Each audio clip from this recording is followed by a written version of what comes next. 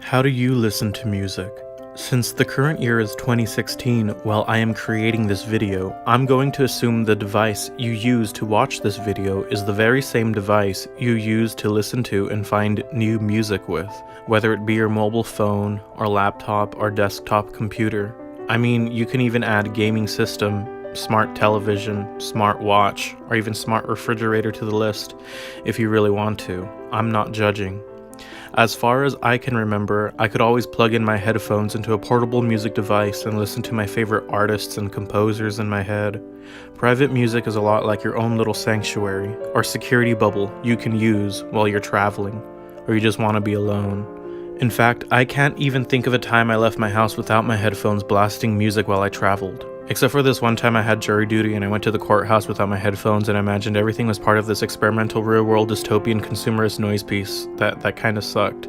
The privatization of portable music is actually a recent human invention. It all began with this weird-looking electronic matrix jellyfish-looking thing called a transistor. Transistors were invented in 1947 after World War II and are literally the fundamental building blocks of all modern electronic systems. The breakthrough of transistor technology is it made really big things into really small things. And in 1954, Texas Instruments, yeah, these guys, and the Industrial Development Engineering Association, get it? It says idea. They came together and made the Regency TR-1.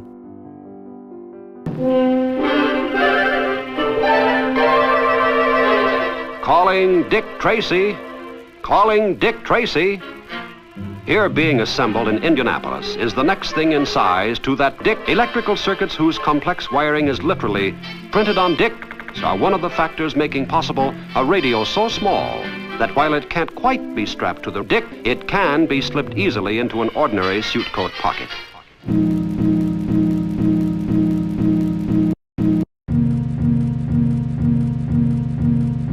Easily to the Dick. Transistors, fraction of the current, vacuum tubes.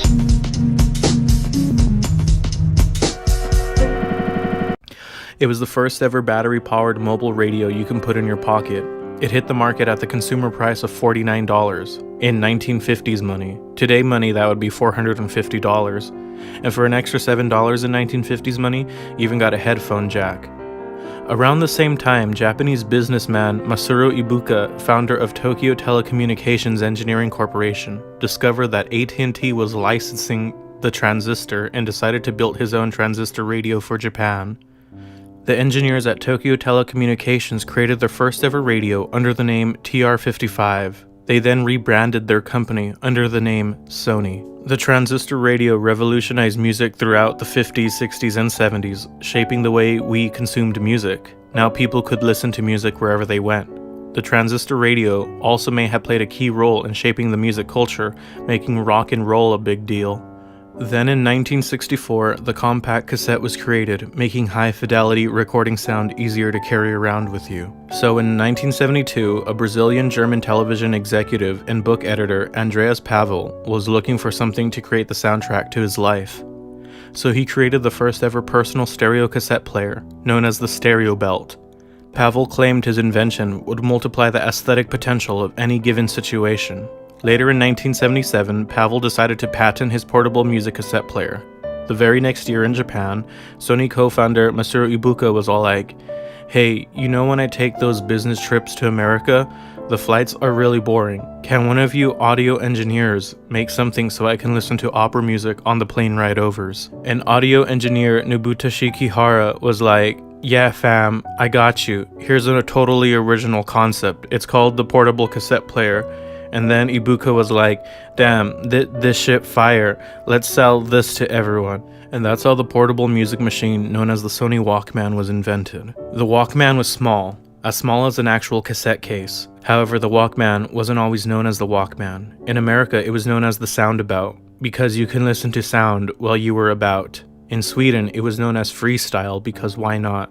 And then in the UK, it was known as the stowaway because you could put it in your pocket. But Sony co-founder Akio Morita was like, "That's stupid," and named them all Walkman. The Walkman was a huge success. If you didn't have a Sony Walkman in the 80s, you weren't cool. The The Walkman literally made the 1980s the 80s, because as soon as you put one on, you would want to go rollerblading down the street wearing neon day-glow colored clothes.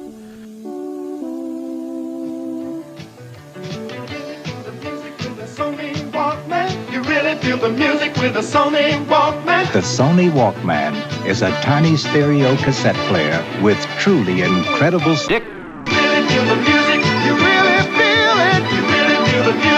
Put on a Walkman and see the world in a whole new light. Sony Walkman. The Walkman from Sony, the one and only.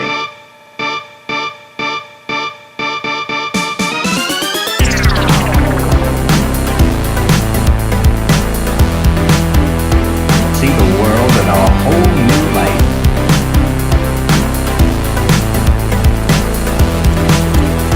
See the world in a whole new light. The Walkman even had not one, but two headphone jacks, so you can listen to music with someone else. I mean, if you could even get a significant other Badoom Tish audience laugh. So anyways, when Andrea Pavel heard the Walkman, he was like, "Hey, fuck you, that's my idea, I'll see you in court." And literally 25 years later, in 2010, Pavel got $10 million from Sony. You see, everyone, the system works. However, that was only a small fraction of what Sony made off the personal cassette player. Between its release in 1979 and 2010, Sony sold over 350 million units and made several $billion off this tiny device. Originally released at the price of $275 times 350 million, that's a lot of zeros. The digital age of music began when Sony and Philips came together and created the compact disc. This circular plate of microscopic laser grooves provided 78 minutes of skippable high-quality ones and zeros. In the prophetic year of 1984, Sony revealed the Discman, a 4 CD case high device that let you skip tracks, and that was mad unheard of at the time. Sold at the surprisingly low price of 50,000 yen, or about 475 American money, this device single-handedly accelerated the spread of digital music sales, and CDs skyrocketed. The Discman, of course, ruled music distribution throughout the late 80s and 90s. Things were about to change at the beginning of the new millennia that would shake the foundation of the music industry forever. But first, here's a word from our sponsors. Do you have mesothelioma? You do? I'm sorry. Now let's go to our commercial break.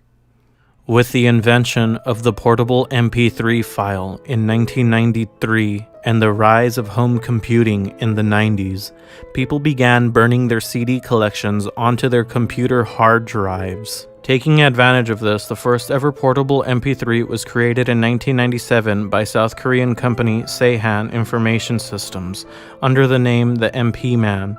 It later sold to the American markets through Eiger Labs under the name Eigerman. There were two MP3 player models, the F10 with 32 megabyte storage, or 6 songs, and the massive F20 with 64 megabytes of storage, or 12 songs. In January of 1998, the first ever spoken word MP3 player was released by Audible.com, known as the Audible Player. It sold for $200, and you would get 2 hours of really compressed spoken word audio. Don't forget to use my Audible link in the description to sign up for your free Audible book you probably won't even listen to. Then in September of 1998, the Diamond Rio by Diamond Multimedia was released and had a huge success during that Christmas season, causing the Recording Industry Association of America to sue the fuck out of them.